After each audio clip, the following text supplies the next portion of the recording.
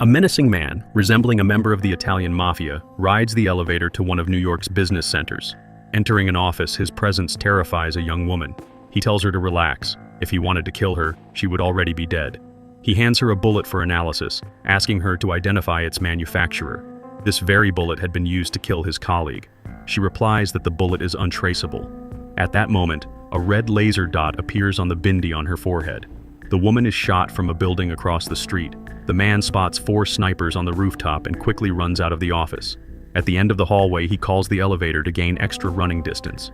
His heart is pounding at an incredible rate, and his reflexes are clearly far beyond human. Pushing off from the elevator, he sprints at an unbelievable speed, in a signature flash-like run toward the window. He smashes through the glass with his head, glass that had somehow survived the earlier gunfire, and propels himself at high velocity toward the neighboring building. In midair, he manages to eliminate 3 snipers, killing the third by curving a bullet along an arched trajectory. He crashes into the penultimate floor of the building and, 5 seconds later, takes down the last sniper, whose phone begins to ring. The man answers and says there is no way out of their brotherhood. He notes that sending sheep to kill a wolf is pointless, only to be told that the snipers were merely bait. He notices a black cross at his feet. An instant later, a beautiful vintage bullet pierces his skull. A reverse motion sequence reveals the complexity of the shot. The bullet has a multi-stage design, like a rocket, and was fired from several kilometers away by a man named Cross. 2 weeks later, Wesley wakes up to the shouting of his girlfriend, who nags him to find them a new place to live because she cannot sleep near the subway station. He works as an ordinary office clerk and suffers from panic attacks, which he suppresses with medication. The side effect is complete apathy. He cares about nothing, not even the fact that his girlfriend constantly cheats on him with his friend Barry. Wesley cannot muster the courage to confront either of them. His boss constantly scolds him for being slow at work. He suffers from an existential crisis, always wondering why his father abandoned the family shortly after his birth. One day, as his boss yells at him over a report, Wesley has such a severe panic attack that his heart pounds like a brand new engine and the world around him seems to slow down. As soon as she leaves, he swallows a handful of tranquilizers. That evening, after work, he tries to withdraw some cash but finds his balance nearly empty. On his way to buy more medication, he enters a supermarket and notices a strange man watching him. It is none other than Cross, the sniper. Turning around, Wesley sees a woman. Her pushy manner makes him uncomfortable. Suddenly, she claims she knew his father. At first, he is skeptical, but she continues, saying his father was killed a few days ago and that the killer is standing right behind him. She pulls out a pistol and levels the playing field by opening fire on Cross. A gunfight erupts inside the store. Overcome by another panic attack, Wesley tries to run, but the stranger holds him back. Pulling out a pistol attachment, she begins shooting at mirrors to rob Cross of his line of sight. Taking advantage of the moment, Wesley bolts outside.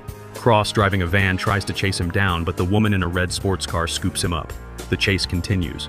She leans out through the windshield, firing at the van, while the car is driven by Wesley and her right foot. Meanwhile, Wesley is busy admiring the view. The heroes are blocked by a police unit that has cordoned off the street. Quickly assessing the situation, the woman jumps into the driver's seat and sends the car into a drift. The wheels catch on a drainage grate and the vehicle performs a sideways flip, landing on top of a bus. After that, the pair continue their nighttime drive through the city. The maneuvers knock Wesley out cold. He regains consciousness in some sort of textile factory. The young man tries to leave, but all the exits are blocked by people with unfriendly faces. The woman from the store appears, and Wesley desperately tries to convince everyone that he is just an office drone, completely worthless to anyone on this round earth. A man with a gun steps forward. He hands the weapon to Wesley and orders him to shoot a fly buzzing above a trash can. Wesley is shocked by such a request. The man raises the stakes and tells him to hit the fly's wing. At that moment, Wesley feels the muzzle of a gun press against the back of his head. A big guy behind him says that if Wesley does not shoot, he will. A panic attack floods Wesley's body with such intensity that he can track the fly's movements. He fires 6 times. Wesley is about to take his medication, but the gang leader interrupts him. Showing him the fly with its wings shot off, he tosses Wesley's pills away and tells him that his heart was beating at 400 beats per minute.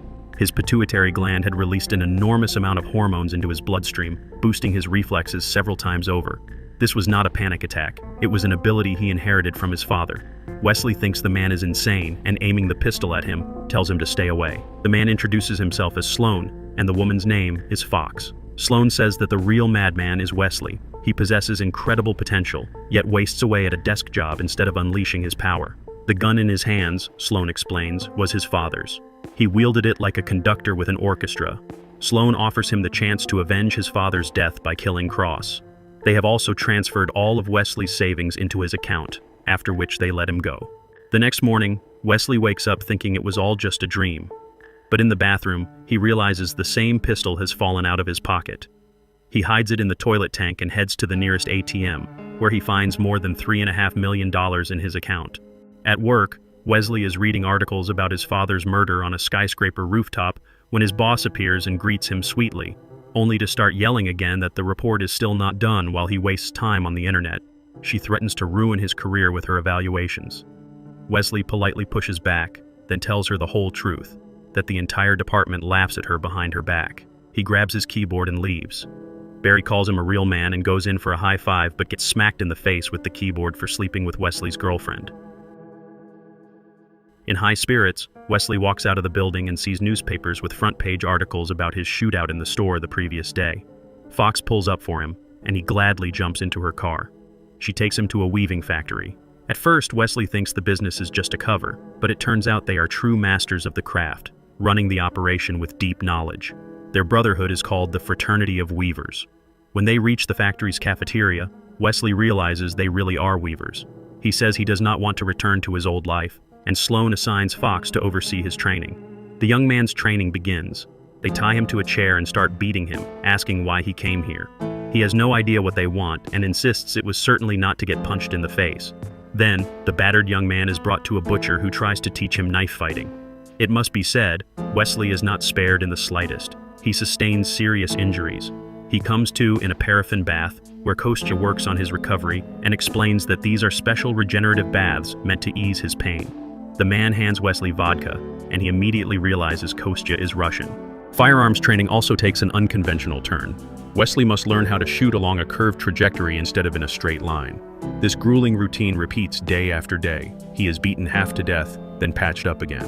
One day, another corpse from the Brotherhood is brought in, a victim of Cross, who has been hunting them down one by one. According to Sloan, only Wesley can stop him. Meanwhile, Fox orders Wesley to catch a shuttle moving at high speed inside a loom. Wesley asks her to put a gun to his head to help him move faster, but Fox insists he must learn to control himself without such motivation. He fails, and only manages to injure his hand. During recovery, Kostya shows him a trick with a rat. He straps a miniature explosive device to the rodent and lures it to a safe location using peanut butter. A small explosion follows. Kostya tells Wesley that his father loved this trick. Wesley asks if he is okay and wonders how they brainwashed him, because he truly feels like he is acting irrationally. At that moment, Fox emerges from the neighboring bath and orders him to follow her to training. This time, she personally beats him nearly to death, repeating the same question over and over. Why is he here, and why is he wasting time? Wesley finally gives the only correct answer. He wants to find out who he really is. He is taken to Sloan, who tells him about his father. He was the best among them. Sloan shows him his father's belongings in his room. Wesley puts on his father's jacket and becomes determined to be worthy of him at any cost. His training now has meaning. He has a goal, to avenge his father's death by killing Cross. Every hardship seems minor. He endures any abuse without complaint and absorbs every bit of information about his opponent. Day and night, he trains with the devotion of a Shaolin monk. He takes down the knife-fighting master, and then the guy who had once broken every bone in his face. This time, Wesley beats him soundly. The only thing he still cannot master is the curved shot. Fox decides to help him. She stands directly in front of the target to motivate him. Feeling enormous pressure, Wesley finally curves the bullet around her face and hits the mark. It is time for his first mission. Sloan takes him to the loom. It turns out that they learn the names of their targets from the fabric woven by the loom of fate. The ancestors of their brotherhood had deciphered a secret code that allows them to translate the irregularities in the threads into binary code, from which the names are formed. Wesley receives the name of his first target. Fox accompanies him on the mission. Moving across the roof of a train, they get close to their mark, but Wesley cannot bring himself to shoot. He closes his eyes and recalls their conversation from the previous night. Fox had told him the story of a little girl whose father was an honest, incorruptible judge. One day, he was handling the case of a powerful criminal. The accused wanted another judge, so they sent a sadistic killer named Max Petrich to his home.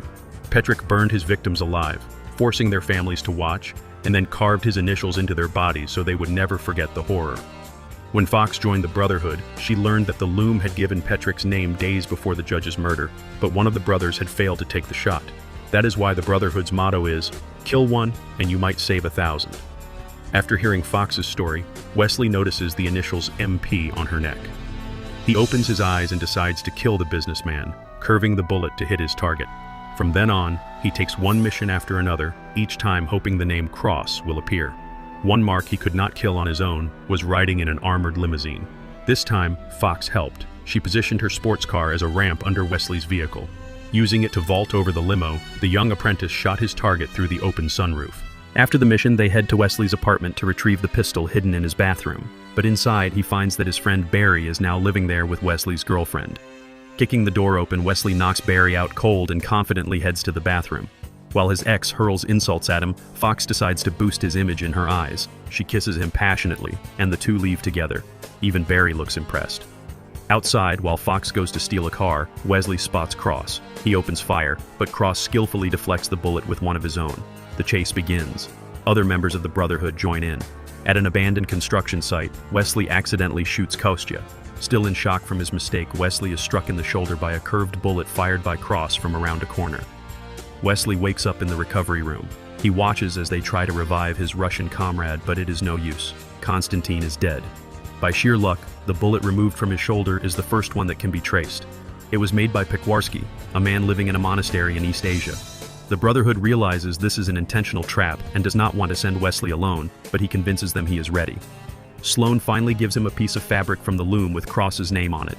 After Wesley leaves, Sloane gives Fox her own fabric, with Wesley's name, and orders her to kill him after he takes out Cross. Wesley arrives at the monastery and finds Pewarski. The man bolts, luring Wesley into a trap. Luckily, Fox, who has been tailing him, arrives just in time. Wesley shows him the bullet and asks for its owner. Pewarski promises to arrange a meeting with Cross and takes them to a train station. Fox and Wesley lie in wait. Suddenly, Pewarski bolts, and the two chase after him.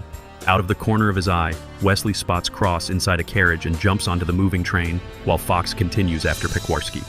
The train departs, and Fox realizes Wesley is now alone with Cross. She hijacks a car from an elderly couple. Pewarski calls Cross to inform him that Wesley is alone on the train. Cross grabs Wesley and starts to speak, but Fox catches up to the speeding train and opens fire. A gunfight erupts inside, with Cross effortlessly deflecting bullets. Fox's car crashes into the train, derailing it and leaving it hanging from a bridge like a sausage. Wesley begins to fall into the ravine, but Cross grabs him. Wesley, sacrificing himself, shoots Cross, causing the entire carriage to plunge into the gorge and get wedged between rocks. Before dying, Cross tells Wesley that he is his father. Shocked, Wesley asks Fox if it is true. She confirms it. Wesley was the only person Cross could never kill. The rest of the Brotherhood simply could not get close enough to him. Wesley learns that his name also came up from the loom. He manages to escape Fox by shooting through a window while holding his father's body, plunging into the river below. He wakes up in a regenerative bath, in a house across the street from his old apartment. There, he overhears his ex telling a friend on the phone that she regrets letting such a great guy slip away. Pewarski explains that Wesley's father had always been nearby, watching over him. He never wanted his son to follow in his footsteps and kept him away from the Brotherhood of Weavers. Pewarski hands Wesley a piece of fabric from the loom with Sloane's name on it, something Sloane had concealed. Cross had discovered that Sloane was interpreting the loom's orders for his own gain and left the Brotherhood, vowing to destroy him. Behind a wardrobe, Wesley finds a hidden passage. In the secret room are explosives for rats and a detailed plan of the Brotherhood's building. Wesley goes to a supermarket, buys massive quantities of peanut butter, and uses it to lure rats into a garbage truck. He breaks into the factory and releases the armed rats. Once they do their job, he storms the building, taking out everyone with flawless precision, moving like a conductor with an orchestra. At the worst possible moment, he is forced into a fight with the butcher, who proves to be a formidable opponent. But Wesley drives a sharpening steel into his chest. Finally, he reaches Sloane, only to be surrounded by the remaining fighters, including Fox. Wesley tells them the whole truth. Sloane was afraid of the loom's verdict and decided to eliminate the only witness, Cross. The fighters demand an explanation. Sloane pulls out sheets from a folder with names given by the loom. Among them are not only his own, but those of every member of the Brotherhood. He says they can either continue to blindly follow the loom, in which case each of them should put a bullet in their own head, or they can forget about it all, kill Wesley, and rule the world. With that, he leaves, giving the brothers time to decide. All of them choose to side with Sloane and kill Wesley, except for the idealistic Fox, who curves a bullet in a circle, killing everyone in the room, including herself. Wesley goes after Sloan, but he is already gone. Lost and exhausted, Wesley approaches an ATM and discovers that all the money in his account has vanished. A few days later, back at the office, everything seems to be business as usual, as if nothing had ever happened. Sloan sneaks up behind who he believes to be Wesley. The man turns around, only it is not Wesley at all, but a decoy. Sloan looks down and sees a cross shape made of sticky notes. A beautiful vintage bullet pierces his head. A reverse motion sequence shows the bullet's entire journey. It passes through his boss's donut, punches through Barry's energy drink, and was fired from Wesley's father's house.